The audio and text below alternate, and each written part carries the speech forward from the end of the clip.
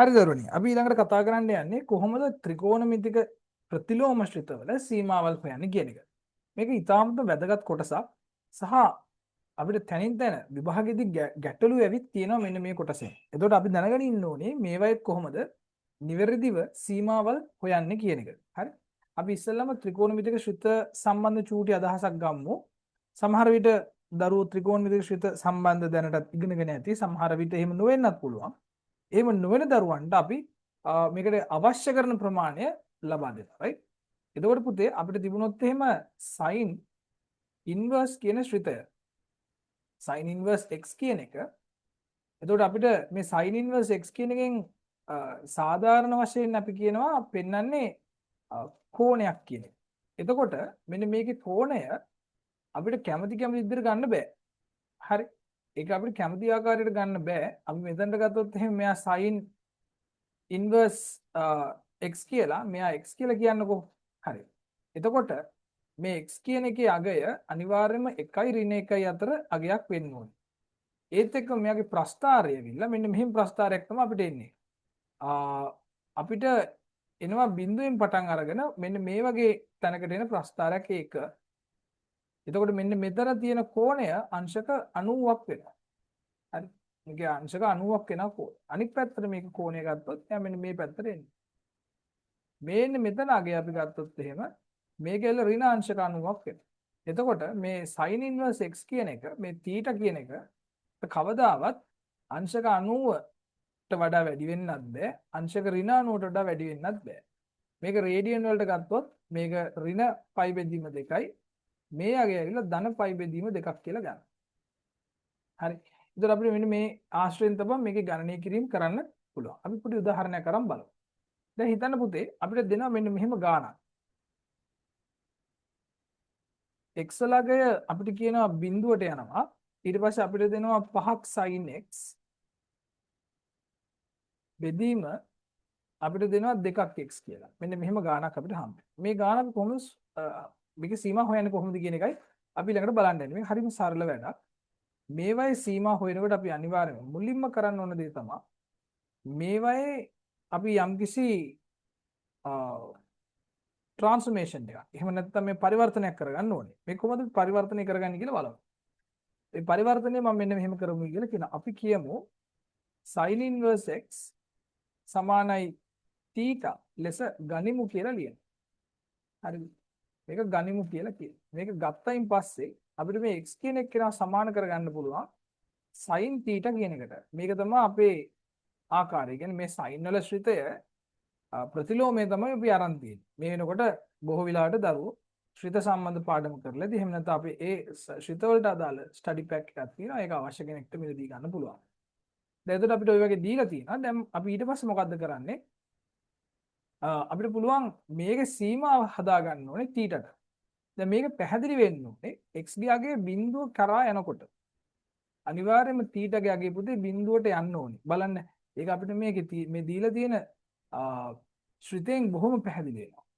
බලන්නකෝ මේ අපි x ගේ අගය බිඳුවට ලං කරනකොට මොකද වෙන්නේ? sin inverse ගේ අගයත් බිඳුවට ලං වෙනවා. ඒ දකුණු අත පැත්ත. ඊට පස්සේ අපි x වල අගය බිඳුවට ලං කරොත් එමු ඍණ පැත්තෙන්. එතකොටත් මොකද වෙන්නේ? sin inverse ගේ අගය ඒත් බිඳුවට තමයි ලං වෙන්නේ. මේ බිඳුව කියන ලක්ෂයට ලං. හරි. එතකොට මොකද හේතුව මේ sin inverse x කියන එකෙන් θ කියලා තමයි අපි ගත්තේ. හරි. එතකොට ඒ සම්බන්ධ අවබෝධය 100%ක් තියාගන්න. ඒක හරිම වැදගත්.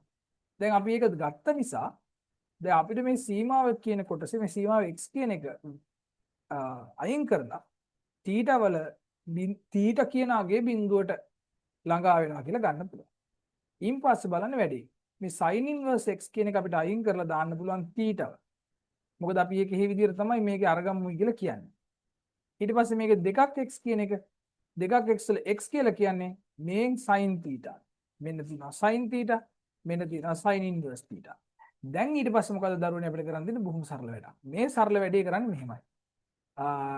ඊට පස්සේ මට ලියන්න පුළුවන් මේක ඇවිල්ලා 1 යට lim θ යනවා කියලා බිඳුවට 2ක් sin θ බෙදීම 5යි θ කියලා. අර කලින් තියෙන ප්‍රකාශනයම තමයි මේ. හැබැයි මේ ලියවිලා තියෙන විදිහ චුට්ටක් වෙනස්. හරි. අපිට පහ බෙදීම දෙක ඇත්තටම එහෙම සකස් කරගන්න උවමනක් නැහැ. අපි ඒ නිසා මේ 5යි 2යි තිබ්බ තැන්වලම දාමු. රයිට්. මම මෙතන 5 තිබ්බා උඩ. මෙතන යට තමයි මෙතන තමයි දෙක තිබ්බේ ඒව එහෙම තියෙනවා. ඒතකොට මෙන්න මේ sin θ බෙදීම θ කියන එක අපි කලින් කොටසෙන් දන්නවා ඒක එකයි කියලා. එහෙනම් මේක එල 5 උඩ තියෙනවා. යට දෙක තියෙනවා. 5 බෙදීම දෙකක් කියන එක තමයි සරල වශයෙන් මෙන්න මෙයාගේ අගය එක කරා තමයි යොමු වෙලා තියෙන්නේ. හරි. ඒක තාමත්ම සරල කතන්දරයක්. අපි බලමු තව එක උදාහරණයක් මේකේ.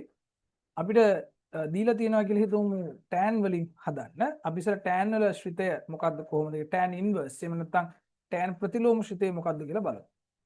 ඊට කලින් මම tan වල ශ්‍රිතයත් ඔයාලට ඇඳලා පෙන්නන්න. එතකොට ඒක අනිත් පැත්ත හරවන හැටි ඉදලා මම කියලා දෙන්න කැමති වැඩි. right අපිට හිතමුකෝ අපිට දීලා තියෙනවා tan θ මෙතන දීලා තියෙනවා θ කියලා. අපි මේ උදාහරණයක් එහෙම ගමු. ඊට පස්සේ මේකේ පුතේ ශ්‍රිතේන්නේ මේ වගේ. මේක ධනානන්තයට යනවා 90ට වම් පැත්තෙන් ඍණ 90 දී ඍණ අනන්තයේ පැත්තට යනවා. මේකේ ප්‍රතිලෝම ශ්‍රිතය ගන්නකොට අපි ඇත්තටම කරන්නේ ප්‍රතිලෝම ශ්‍රිත ගන්නවා කියලා කියන්නේ ඇත්තටම ওই xy x අක්ෂයයි y අක්ෂයයි සීරු මාරුවක් තමයි කරන්නේ. එතන ඉන්න තැන් මාරු කරගන්න. හරි. එතකොට බලන්න මෙයා මේ පැත්තට යනවා. එතකොට මේක කෝණයක් වෙන 90 වෙන. පැහැදිලි වෙන්න ඕනේ මේක. මේක මේ පැත්තට යනවා. මේක එල ඍණ 90යි. එතකොට මේ තමයි අපේ tan inverse x කියලා කියන්නේ. එතකොට tan inverse x කියලා කියන්නේ θටම තමයි. හරි. එතකොට θ මෙතන අපිට දානවා මෙතන x කියන එක දානවා. right? ඔය x කියලා කියන්නේ tan θ කියන එක. හරි. ඒක පැහැදිලි වෙන්න ඕනේ. මේ දැන් මේක චුට්ටක් බලද්දි පොඩ්ඩක් මේක කනෙක්ෂන් එක ඔලුවට ගන්න. හරි. දැන් අපිට දෙනවා මෙන්න මෙහෙම ගානක් අපි නිකන් හිතමු. limits x වලගේ අපි දාමුකෝ බිඳුවට අපි විතර දාමු 2ක් x බෙදීම tan inverse 3ක් x කියලා. මම මුලින්ම මෙන්න මෙහෙම කියමු. අපි කියමු මේ tan inverse 3ක් x කියන එක θ ලෙස ගනිමු කියලා කියමු. right? මේක යයි ලෙස ගන්න.